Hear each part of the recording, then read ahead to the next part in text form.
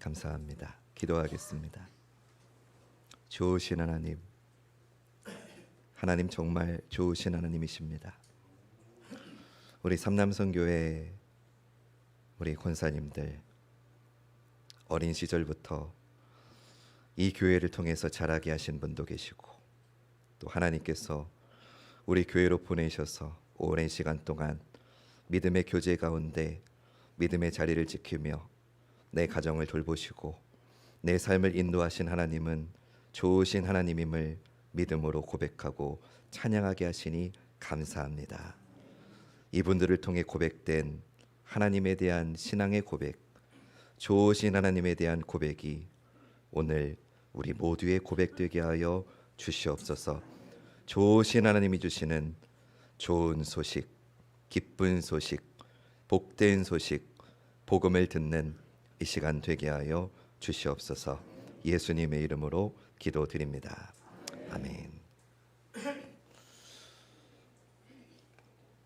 연습하실 때는 저걸 어쩌나 했는데 너무 잘하셨습니다. 정말로 너무 귀한 은혜가 됐고 하나님께서 정말 기쁘게 받으신 줄로 믿습니다.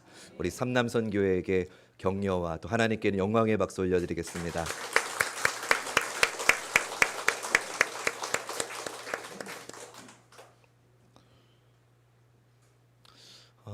좋으신 하나님 특성을 들었는데 오늘 그 좋으신 하나님께서 예배의 자리에 나오신 여러분 모두에게 은혜와 평강 주시기를 간절히 소원합니다. 좋으신 하나님이 주시는 복음에 대해서 오늘은 좀 이야기를 해보려고 합니다. 복음은 말 그대로 기쁜 소식, 영어로 하면 good news가 되지요. 그러면 무엇이 기쁜 소식입니까? 세윤아 미안하다. 내가 간절히 기다리고 바라던 것이 이루어지면 그것이 기쁜 소식이지요. 다시 한번 미안하다 세연아. 허락 없이 사진을 썼습니다. 네. 아이가 있는데 평소에 갖고 싶었던 장난감을 아빠가 생일날 사줄게 라고 했습니다. 그러면 이 아이는 그날만을 손꼽아 기다리지요. 그리고 그날이 되면 간절하게 1분 1초를 기다리게 됩니다. 이 아이에게 가장 기쁜 소식은 무엇입니까?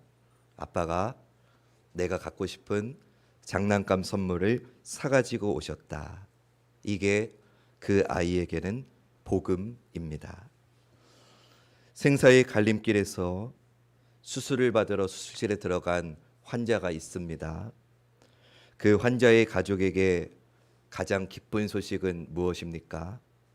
수술실에 들어간 우리 가족이 무사히 수술을 마쳤다 라고 하는 이 소식이 그 가족에게는 복음입니다. 사랑하는 여러분, 여러분들에게 복음은 무엇입니까? 여러분들이 가장 바라고 가장 기뻐하는 소식은 무엇입니까? 요셉의 형들도 요셉에게서 가장 듣고 싶은 복음을 들었습니다. 그 복음의 내용이 창세기 45장 7절에 나옵니다. 하나님이 큰 구원으로 당신들의 생명을 보존하고 당신들의 후손을 세상에 두시려고 나를 당신들보다 먼저 보내셨나니. 아멘. 여러분, 이것보다 야곱의 가족들에게 더 큰 복음이 어디 있겠습니까? 하나님께서 할아버지 아브라함을 택하여 부르시고 언약을 맺으실 때에 이런 약속을 주셨지요. 이 땅을 영원히 주겠다. 약속의 자녀들을 통해서 이 땅을 충만하게 하겠다. 너를 통해서 너로 말미암아 많은 사람들이 복을 얻게 하시겠다라고 약속을 주셨지요. 그런데 그 하나님의 약속이 지금 기근이 들어서 한 치 앞도 내다볼 수 없는 상황에서 우리의 동생이 대제국의 총리가 되고 하나님의 섭리 가운데 모든 가족들을 애굽으로 초청하고 있다는 겁니다. 더 이상 걱정할 필요가 없다는 겁니다. 이게 야곱의 가족들에게는 복음인 줄로 믿습니다. 이제 형들은 이 복음을 들고 가나안을 향합니다. 복음의 복된 내용을 가지고 아버지와 가족들에게 향합니다.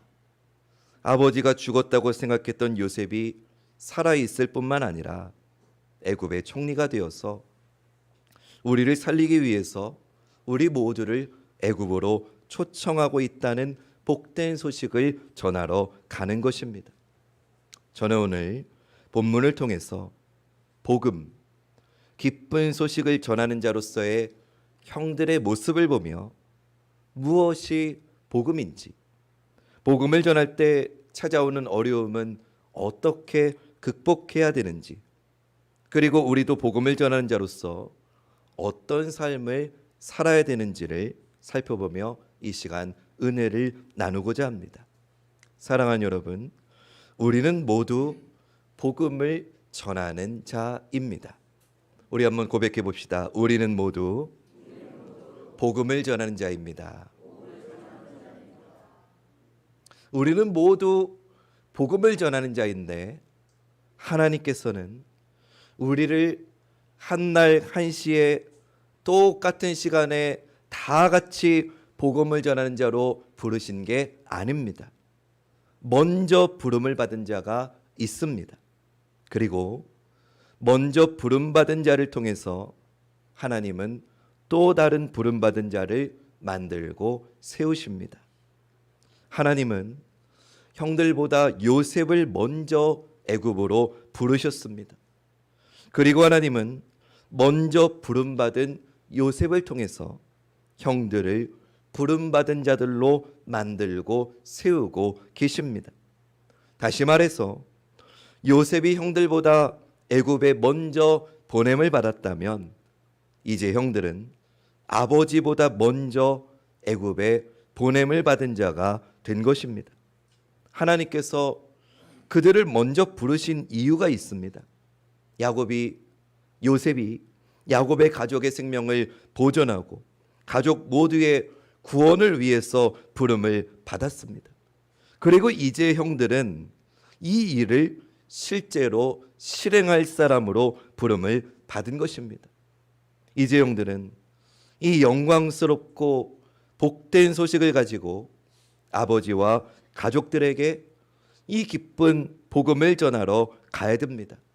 그들은 이제 복음을 전하는 사명자로서 맡겨진 임무를 잘 감당해야 합니다. 사명자로서 형들이 감당해야 될, 전해야 될 복음의 내용이 무엇입니까? 죽은 줄로만 알았던 요셉이 살아있다는 겁니다. 살아있을 뿐만 아니라 애굽의 총리가 되었다는 겁니다. 총리가 된 요셉이 기근으로 고생하는 우리 모든 가족들을 살리기 위해서 모든 것을 준비하고 초청하고 있다는 것, 그것이 지금 복음의 내용입니다. 그리고 한 가지 더 있습니다. 지금 이 복음은, 이 기쁜 소식은 요셉의 말일 뿐만 아니라 애굽 왕 바로도 직접 명령을 하고 있다는 사실입니다. 본문 17절 18절 말씀. 바로는 요셉에게 이르되 내 형들에게 명령하기를 너희는 이렇게 하여 너희 양식을 싣고 가서 가나안 땅에 이르거든 너희 아버지와 너희 가족을 이끌고 내게로 오라. 내가 너희에게 애굽의 좋은 땅을 주리니 너희가 나라의 기름진 것을 먹으리라. 아멘. 지금 이 말은 애굽 왕 바로가 하고 있는 말입니다. 그런데 바로가 하는 말이 마치 사전에 짝이라도 한 것처럼 바로와 요셉의 말이 서로 똑같습니다. 요셉이 하는 말과 바로의 하는 말이 똑같다는 겁니다. 이것은 형들이 지금 전해야 되는 이 복된 소식이 결코 거짓이 없고 하나님의 섭리, 변함없는 하나님의 섭리라는 것을 형들로 하여금 확신하게 했습니다. 요셉은 이미 치밀한 계획을 세워놓고 가족들을 이사시키려고 모든 준비를 다 했습니다. 하나님께서 자기를 총리로 세우신 이유를 정확하게 알고 있었습니다.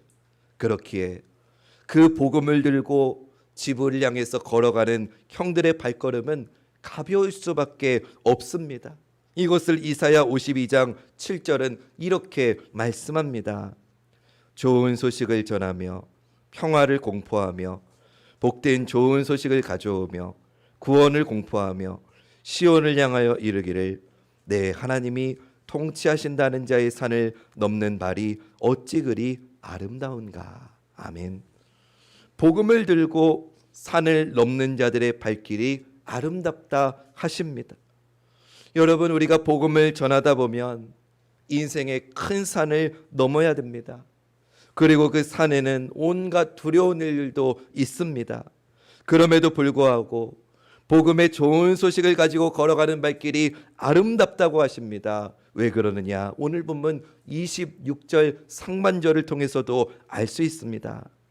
알리어 이르되 요셉이 지금까지 살아있어 애굽 땅 총리가 되었더이다. 아멘. 복음의 기쁜 소식을 전하는 발길이 가볍고 아름다운 이유는 복음의 내용이 되는 요셉이 살아있기 때문입니다. 살아있을 뿐만 아니라 총리가 되어서 애굽을 통치하고 있기 때문입니다. 그 요셉이 애굽의 모든 영광을 한 몸에 받고 있기 때문입니다. 사랑하는 여러분, 마찬가지로 복음을 누리고 전하는 우리의 발길도 가볍고 아름다운 줄로 믿습니다. 왜 그렇습니까? 우리 주님이 죽음의 모든 권세를 물리치고 살아나셨기 때문입니다. 살아나셨을 뿐만 아니라 우리 주님께서 만왕의 왕이 되셔서 하늘에 있는 자들과 땅에 있는 자들과 땅 아래에 있는 자들로 모든 무릎을 예수의 이름에 꿇게 하시고 통치하고 계시기 때문입니다. 우리 주님께만 세세 영원 무궁토록 영광이 있기 때문입니다. 이 통치 아래에서 우리는 평안을 누리기 때문입니다.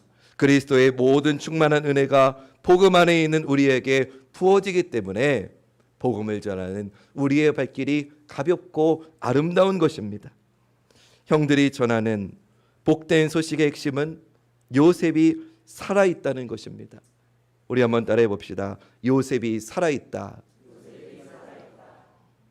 형들이 정탐꾼이라고 하는 오명을 얻고 베냐민과 시므온을 무사히 구출한 것도 물론 기쁜 소식이고 먹을 양식을 구해서 오고 있다는 것도 물론 기쁜 소식이지만 그런 것들은 잠깐인 겁니다. 그 순간의 문제를 해결할 뿐입니다. 양식이 떨어지면 또다시 사와야 되는 그런 문제입니다. 그러나 여러분, 진짜 복된 소식은 잠깐의 어려움, 지금의 고통에서 벗어나는 것을 넘어서서 근본적인 문제를 해결해 주는 것이 진짜 복음입니다. 야곱의 가족들에게 진짜 복된 소식이 무엇입니까? 요셉이 살아있다는 겁니다. 살아있을 뿐만 아니라 애굽의 바로의 아버지가 되고 그 온 집의 주가 된 요셉이 함께하는 것이 이 야곱 가족의 근본적인 모든 문제가 해결되는 길인 것입니다. 그렇기 때문에 형들의 기쁜 소식은 요셉이 살아있다는 겁니다.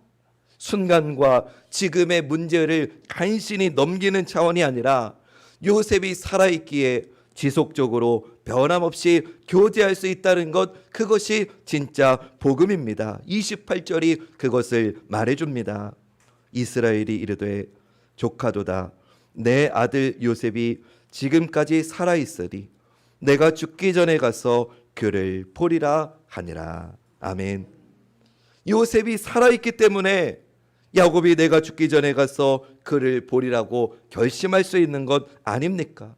사랑하는 여러분, 마찬가지로 요셉이 살아있는 게 기쁜 소식이라면 우리 주님이 죽음에서 부활하셨다, 즉 우리 주님이 지금도 살아계시다는 게 우리의 복음의 핵심인 줄로 믿습니다.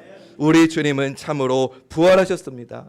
우리 주님께서 정말로 부활하셔서 영광 가운데 지금도 이 예배의 자리 가운데 우리와 함께 참된 교제를 하고 계시는 줄로 믿습니다.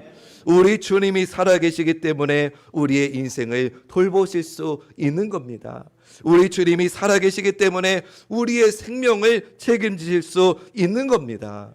만약에 우리가 지금 살아계신 주님을 만나지 못한다면, 또 교회된 우리가 이 땅에 살아계신 그 주님을 선포하는 일을 그만둔다면 우리는 이 자리에 있을 이유가 없는 겁니다. 우리는 교회로 존재할 가치가 없어지는 겁니다.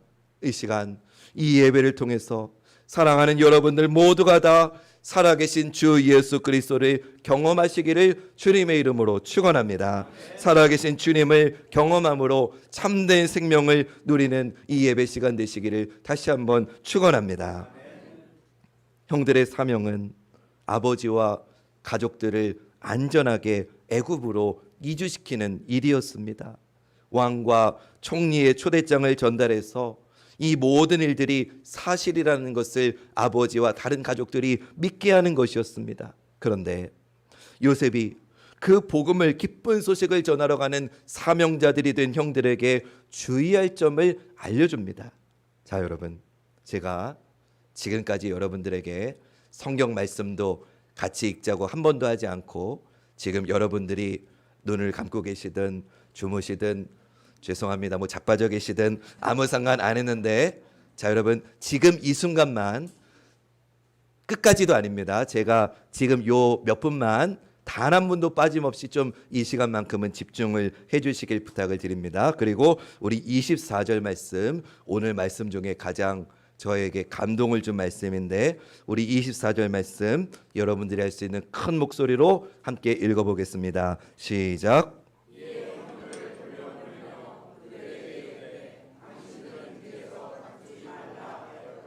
아멘. 별로 대수롭지도 않은 말씀 같은데 목사님이 왜 이렇게 이걸 집중해서 읽으라고 했을까 생각 드실 겁니다. 이 말씀에 보니까 요셉이 형들에게 길에서 다투지 말라라고 합니다. 이 길은 어떤 길입니까?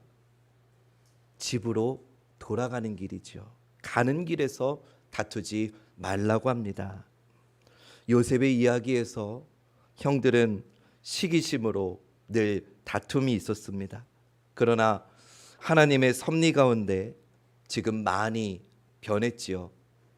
그러나 변했다고 해서 안심할 수는 없습니다. 큰 불이 꺼졌다고 해도 작은 불씨가 남아 있으면 언제든지 또다시 불길이 일어날 수 있는 것과 마찬가지로 여러분, 우리의 마음도 똑같습니다. 우리가 아무리 회개하고 우리가 아무리 은혜 받아서 새 사람이 되었어도 사단은 언제든지 우리의 마음의 불씨에 기름을 부을 수 있다는 겁니다. 여러분, 죄는 대개 위기의 때에 찾아오지 않고요, 죄는 평화로울 때, 안정됐을 때 찾아옵니다. 형들의 이야기에서도 우리가 알 수 있지 않습니까? 정탐꾼으로 누명이 씌었을 때 시므온을 구출하기 위해서 변하지 않는 아버지를 설득하기 위할 때, 또 은잔이 없어진 사건에서 범인을 찾아내기 위한 그 위기의 때에는 형들은 오히려 서로를 의지했습니다. 하나가 됐습니다. 그 위기를 극복했습니다. 사단은 이럴 때는 들어오지 않습니다. 그러나 여러분, 죄는, 사단은 언제 들어오느냐? 사단은 한가로울 때, 위협의 요소가 없어질 때, 평화로울 때, 그때 사단이 가장 활발하게 활동합니다. 사단에 넘어가서 죄를 짓기 가장 좋은 타이밍은 어려움을 극복한 직후입니다. 그래서 긴장이 사라지고 모든 슬픔이 극복됐을 때, 그때 사단은 우리를 찾아온다는 겁니다. 지금이 바로 그런 때입니다. 형제들이 모든 어려움을 극복해서 고향으로 금이 안양하는 지금 시점입니다.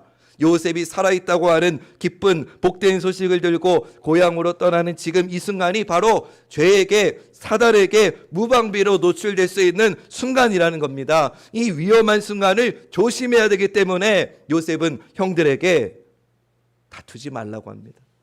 그냥 다투지 말라고 하지 않았습니다. 어디서 다투지 말라고 했습니까? 길에서 다투지 말라고 했습니다. 이 길은 어떤 길입니까? 집으로 가는 길, 아버지와 가족들을 모시러 가는 길입니다. 우리 한번 따라해 볼까요? 길에서 다투지 말라. 형들은 한 형제로서 이제 변화된 그들의 선한 양심을 집으로 가는 길에서도 보여주어야 됐습니다. 최종 목적지까지 도착할 때까지 자기네들의 사명을 결코 잊어서는 안 됐습니다. 그러려면 서로를 섬기고 남을 나보다 낮게 여기고 믿음으로 서로를 용서하고 사랑과 온유를 가지고 서로에게 선을 행해야 했습니다. 사랑하는 여러분, 하나님께서 요셉을 통해서 형들에게 길에서 다투지 말라 하신 말씀은 오늘 우리 교회에게 주시는 너무나 귀한 주님의 음성이 되는 줄로 믿습니다. 우리 한번 더 따라합시다. 길에서 다투지 말라. 자, 여러분, 지금부터 한 분도 고개 숙이지도 마시고 다 저를 쳐다보세요. 예, 감사합니다. 한 분이라도 안 쳐다보면 설교 안 할 거예요. 다 쳐다보세요. 사랑하는 여러분, 길에서 다투지 말라는 게 왜 하나님이 우리 교회에 오늘 주시는 주님의 음성이 되느냐? 우리는 성전 건축이라고 하는 길을 지금 걸어가고 있습니다. 다시 말씀드립니다. 우리는 지금 성전 건축이라고 하는 길을 걸어가고 있습니다. 그런 우리에게 하나님께서 오늘 말씀하시는 겁니다. 길에서 다투지 말라. 마귀가 원하는 건 우리가 싸우고 분열되는 것입니다. 입장의 차이로, 재정의 문제로 저마다 자기 소리를 내게 만들어서 우리 공동체가 흔들리게 하는 것, 그것이 마귀가 원하는 것입니다. 사랑하는 여러분, 그렇기 때문에 우리는, 눈 뜨세요. 금방 끝납니다. 눈 뜨세요. 그렇기 때문에 우리는 깨어서 기도해야 합니다. 하나님이 허락하신 이 귀한 성전 건축의 시기에 사단의 괴력에 무너져서는 절대로 안 됩니다. 그래서 기도 책자를 만들어서 날마다 함께 기도하자고 하는 이유가 거기에 있는 겁니다. 저는 오늘 주시는 이 말씀을 의지해서 여러분들에게 간곡하게 부탁드립니다. 아니, 선포합니다. 성전 건축이 진행되는 동안 내 생각에 이해되지 않아도, 내 입장과 달라도 저와 건축위원장 장로님과 건축위원들을 믿어주시길 부탁드립니다. 물론 진행되는 과정을 함께 나누겠지만 모든 사람의 입장이 항상 똑같을 수는 없습니다. 그렇게 우리는 길에서, 도중에 싸우면 안 됩니다. 그것은 마귀가 제일 바라는 바입니다. 그러니 성전 건축이 진행되는 동안에는 말이 아니라 기도해 주십시오. 주님의 뜻이 이루어지도록 힘써 기도해 주십시오. 그리고 정말 하고 싶은 말이 있으시면 성전 건축 끝나고 나서 그때 하셔도 늦지 않습니다. 우리 교회가 흔들림 없이 건축이 진행되도록 가는 길에서 다투지 않고 힘써 기도하며 하나 되기를 주님의 이름으로 간절히 축원합니다. 주무셔도 돼요. 이제 다투지 말아야 될 게 또 하나 있어요. 그거는 길에서가 아니라 집에 도착하고 나서 일어나는 일이에요. 25절, 26절 말씀. 그들이 애굽에서 올라와 가나안 땅으로 들어가서 아버지 야곱에게 이르러 알리어 이르되 요셉이 지금까지 살아있어 애굽 땅 총리가 되었더이다. 야곱이 그들의 말을 믿지 못하여 어리둥절하더니. 아버지 야곱은 아들들의 말을 믿지 못해서 어리둥절했다고 합니다. 늙은 아버지의 어안이 벙벙한 것이죠.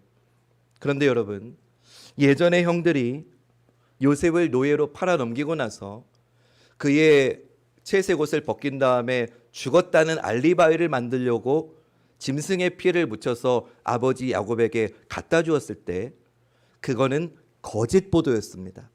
거짓 보고였습니다. 그런데 아버지 야곱은 의심하지도 않고 악한 짐승이 잡아먹었다고 하면서 그 거짓 보고를 그냥 믿고 받아들였습니다. 그런데 지금은 진실된 보고를 듣고 있음에도 불구하고 지금 그것을 의심합니다. 부정합니다. 이때의 형들은 어떻게 해야 될까요? 다투지 말아야 될 또 하나는 도저히 진실을 믿지 않는 아버지의 마음과도 다투지 말아야 됩니다. 여러분, 사람이 얼마나 연약한지 아십니까?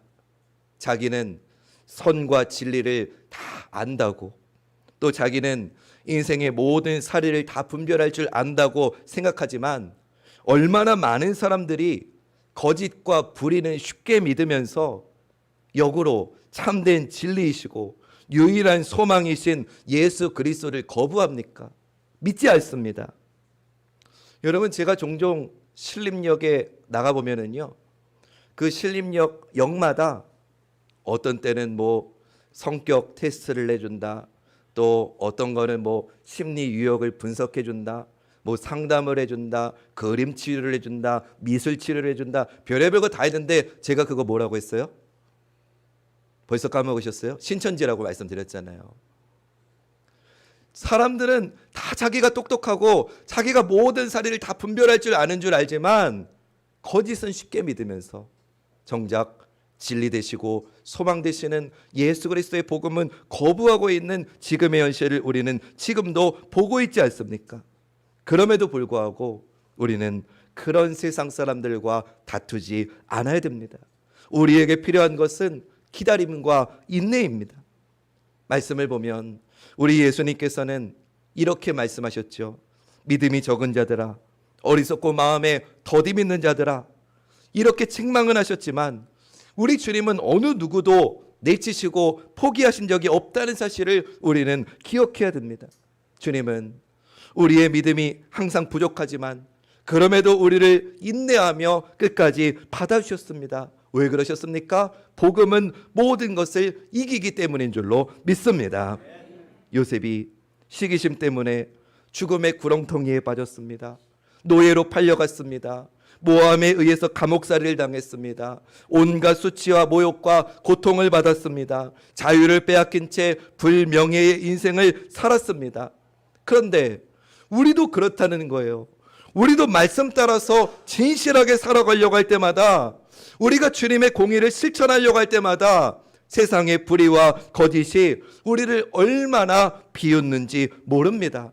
조롱하고 수치스럽게 이렇게 말합니다. 너만 잘났냐? 여러분, 제가 젊은 목사이지만 정치 목회에 빠지지 않으려고 부단히 노력하고 있습니다. 이게 방송으로 나가고 또 혹시 이 부분을 누가 들으시면 너만 잘났냐? 그럴 수도 있습니다. 그러나 제가 잘나서가 아니라 못났습니다. 늘 넘어집니다. 실수합니다. 또 죄를 반복합니다. 그러나 못났기 때문에 오히려 주님의 말씀, 주님께 기도하며 엎드릴 수밖에 없는 겁니다. 우리가 말씀대로 살다가 보면은, 우리가 말씀대로 정말로 거룩하고 진실하게 살려고 하다 보면은 믿지 않는 세상이 우리를 손가락질하면서 이렇게 말합니다. 너만 잘났냐? 세상 사람 다 이렇게 사는데 왜 너만 유독 이렇게 뾰족하게 사느냐고 우리를 질타합니다. 그러나 요셉이 하나님의 섭리를 믿었기에 그 모든 세상의 악을 힘으로, 억압으로 이긴 게 아닙니다. 선으로 악을 이겼습니다. 진실과 부드러움과 자비의 마음으로 그 모든 세상의 악을 굴복시켰습니다. 요셉만 그런 게 아닙니다. 우리 주님도 그러셨습니다. 십자가에 달리셔서 모든 수치와 고난과 비웃음과 비방과 고통을 당하셨습니다. 그러나 십자가의 사랑으로 이 땅의 모든 악한 사망의 권세를 깨뜨리시고 우리에게 구원과 승리를 주셨습니다. 할렐루야. 이것이 복음입니다. 그렇기 때문에 여러분, 우리는 다툼을 멈추고 믿음을 가지고 주님을 바라보아야 될 줄로 믿습니다. 우리 한번 따라해 봅시다. 다툼을 멈추고 믿음을 가지고 주님을 바라보자. 아멘. 여러분, 우리는 다툼을 멈춰야 돼요. 여러분, 다투는 게 왜 무서운지 아세요? 한 번 다투면은요, 그 다음에 다투기가 쉽기 때문에 그래요. 죄가 왜 무서운지 아세요? 처음에는 두렵고 떨린데 한 번 죄 지어보면 그 다음에는 두려운 마음이 사라지기 때문인 거예요. 제가 왜 지난번 당회 때 우리 기획위원들 다 모아놓고 이렇게 말했어요. 제가 아마 제 기억으로는 큰 소리로 싫은 소리를 냈던 처음이자 마지막이라고 생각합니다. 절대로 성도들 앞에서 싸우지 말라고 했습니다. 왜인지 아세요?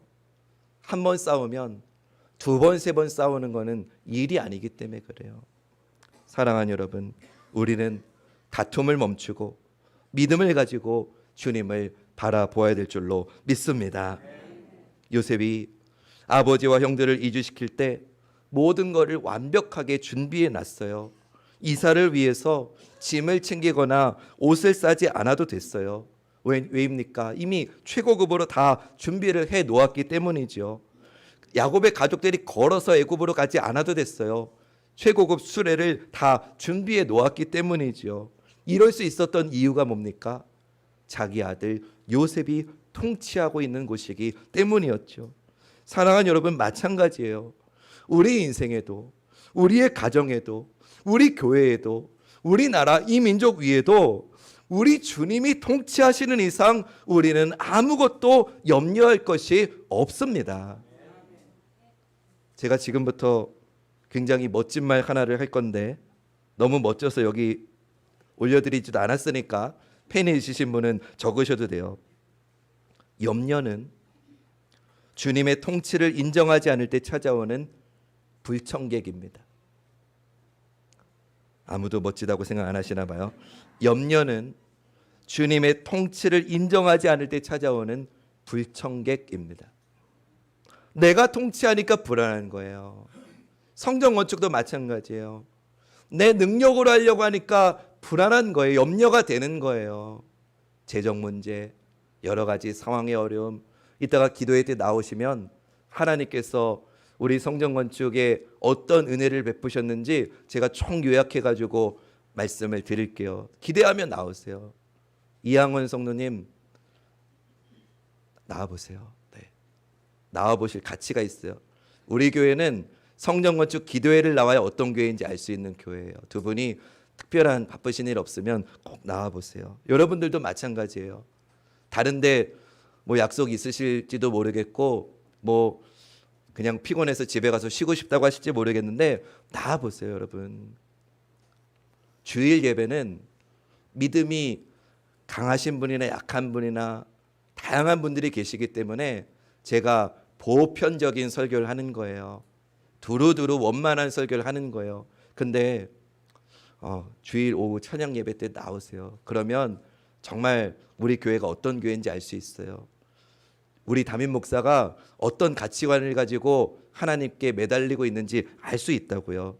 나오실 줄로 믿습니다. 내가 통치하면 불안해요. 그러나 내가 통치자가 되는 것 멈추시고 살아계신 주님의 다스림 안에 들어오는 여러분 되시기를 주님의 이름으로 축원합니다. 거기에 주님이 주시는 진정한 평화가 있는 거예요. 모두가 다 힘들다고 합니다. 여러분, 오늘 6.25 73주년이지요. 이 땅에 내가 주인이 되면 우리의 삶은 한순간에 무너질 수 있어요. 여러분 생각해 보세요.